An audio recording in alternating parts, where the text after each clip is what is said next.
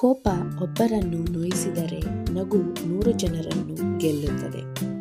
So ಎಲ್ಲ ನಗ್ನಗ್ತಾ ಇರಿ ಅಂತ ಹೇಳ್ತಾ ನಾನು ಇವತ್ತಿನ ವಿಡಿಯೋ ಸ್ಟಾರ್ಟ್ ಮಾಡ್ತಾ ಇದ್ದೀನಿ. ಇವತ್ತಿನ ರೆಸಿಪಿ ಫಟಾಫಟ್ ಅಂತ ಮಾಡುವಂತಹ ಸೋಯಾ ಚಿಕನ್. ಸ್ವಲ್ಪ ಇಂಗ್ರೀಡಿಯೆಂಟ್ಸ್ ಹಾಕಿ ಮಾಡುವಂಥದ್ದು. ಹೇಗೆ ಮಾಡೋದು ಅಂತ ಇವತ್ತು ನೋಡೋಣ.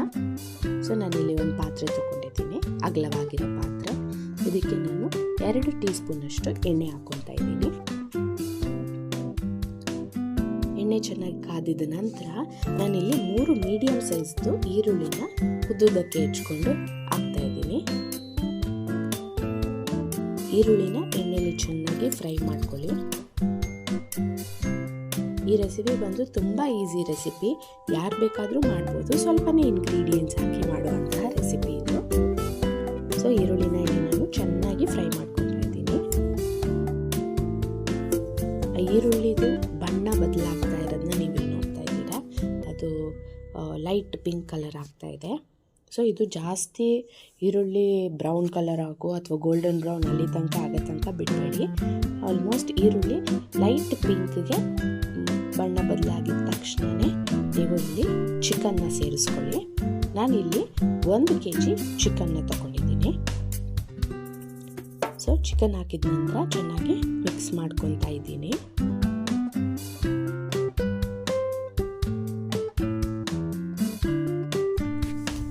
ಚೆನ್ನಾಗಿ ಚಿಕನ್ನ ಚೆನ್ನಾಗಿ ಮಿಕ್ಸ್ ಮಾಡ್ಕೊಳ್ಳಿ ಚೆನ್ನಾಗಿ. ನಂತರ ನಾನು ಚಿಕನ್ಗೆ ಬೇಕಾಗಿರೋ ಅಷ್ಟು ಉಪ್ಪನ್ನ ಇಲ್ಲಿ ಬೆರೆಸ್ಕೊತಾ ಇದ್ದೀನಿ. ಸೊ ನಿಮಗೆ ಎಷ್ಟು ಉಪ್ಪು ಬೇಕು ನೀವು ಅದನ್ನು ನೋಡಿಕೊಂಡು ಅದಕ್ಕೆ ತಕ್ಕಂತೆ ಉಪ್ಪನ್ನ ಸೇರಿಸ್ಕೊಂಡು ಚಿಕನ್ನ ಚೆನ್ನಾಗಿ ಮಿಕ್ಸ್ ಮಾಡಿ ಇಟ್ಕೊಳ್ಳಿ.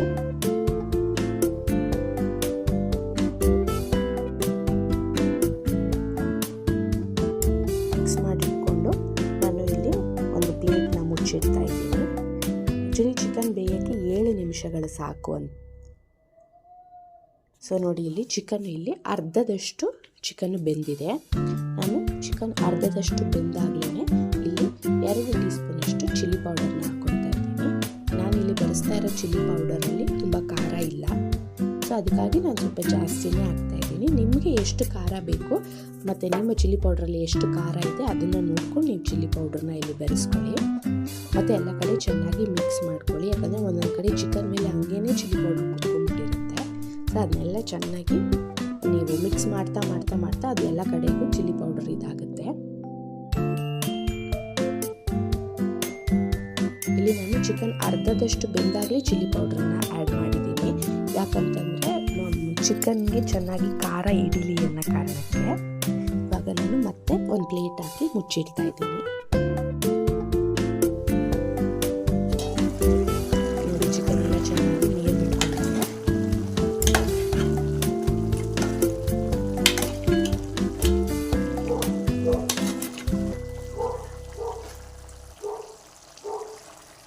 ಇಲ್ಲಿ ಚಿಕನ್ನು ಆಲ್ಮೋಸ್ಟ್ ಮುಕ್ಕಾಲಷ್ಟು ಬೆಂದಿದೆ. ಇವಾಗ ನಾನು ಇದಕ್ಕೆ ಒಂದು ಕ್ಯಾಪ್ಸಿಕಮ್ನ ಚಿಕ್ಕದಾಗಿ ಕಟ್ ಮಾಡ್ಕೊಂಡು ಹಾಕ್ತಾ ಇದ್ದೀನಿ.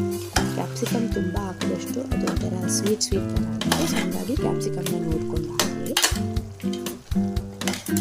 ನಿಮಗೆ ಕ್ಯಾಪ್ಸಿಕಮ್ ಫ್ಲೇವರ್ ಇಷ್ಟ ಆಗುತ್ತೆ ಅನ್ನೋದಾದರೆ ನೀವು ಜಾಸ್ತಿನೂ ಹಾಕ್ಕೊಬೋದು. ಕೆಲವರು ಅದನ್ನ ಇಷ್ಟಪಡಲ್ಲ, ಅದಕ್ಕೆ ನಾನು ಇಲ್ಲಿ ಸ್ವಲ್ಪನೇ ಹಾಕಿ ತೋರಿಸ್ತಾ ಇದ್ದೀನಿ. ಸೊ ಮತ್ತೆ ಇದನ್ನು ಒಂದು ಸ್ವಲ್ಪ ಹೊತ್ತು ಮುಚ್ಚಿಡ್ತಾ ಇದ್ದೀನಿ. ಒಂದು ಕುದಿ ಬಂದಿದ್ದ ನಂತರ ನಾನು ಇದಕ್ಕೆ ನಂದು ಚಿಲ್ಲಿ ಪೌಡರ್ ತುಂಬ ಖಾರ ಇಲ್ಲ ಅಂತ ಹೇಳಿದ್ನಲ್ಲ. ಸೊ ಅದಕ್ಕೋಸ್ಕರ ಇಲ್ಲಿ ನಾನು 1 ಸ್ಪೂನಷ್ಟು ಪೆಪ್ಪರ್ ಪೌಡರ್ನ ಆ್ಯಡ್ ಮಾಡ್ಕೊತಾ ಇದ್ದೀನಿ. ಇದು ಕಂಪ್ಲೀಟ್ಲಿ ಆಪ್ಷನಲ್. ನಿಮಗೆ ಬೇಕಾದರೆ ನೀವು ಪೆಪ್ಪರ್ ಪೌಡರ್ ಆ್ಯಡ್ ಮಾಡ್ಕೊಳ್ಬೋದು, ಇಲ್ಲಾಂದರೆ ಅದನ್ನ ಸ್ಕಿಪ್ ಮಾಡ್ಕೊಳ್ಳಿ.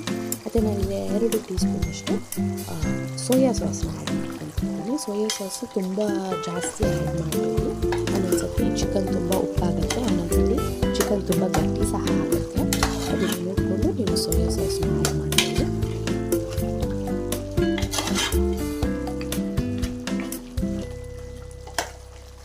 ಸೋಯಾ ಸಾಸ್ ಹಾಕಿದ್ಮೇಲೆ ಎಲ್ಲನೂ ಸರಿಯಾಗಿ ಕಲಸಿ ಒಂದು ಕುದಿ ಬರೋ ತನಕ ನಾನು ಇಲ್ಲಿ ಬಿಟ್ಟಿದ್ದೀನಿ. ಮಿಕ್ಸ್ ಮಾಡಿಕೊಂಡ್ರೆ ಇವಾಗ ನಾನು ಹೇಳಿದಂಥ ಚಿಕನ್ ಸೋಯಾ ರೆಡಿಯಾಗಿದೆ. ಇಲ್ಲಿ ನಾನು ಬರೀ ಸೋಯಾ ಸಾಸ್ನ ಬೆಳೆಸಿ ನಾನು ಇಲ್ಲಿ ಚಿಕನ್ನ ತಯಾರಿಸಿದ್ದೀನಿ. ಇದೆಲ್ಲ ನಿಮಗೆ ಟ್ರೈ ಮಾಡಿ ನೋಡಿ, ನಿಮಗೂ ಎಲ್ಲರಿಗೂ ಇಷ್ಟ ಆಗುತ್ತೆ ಅಂತ ಅಂದ್ಕೊಂಡಿದ್ದೀನಿ.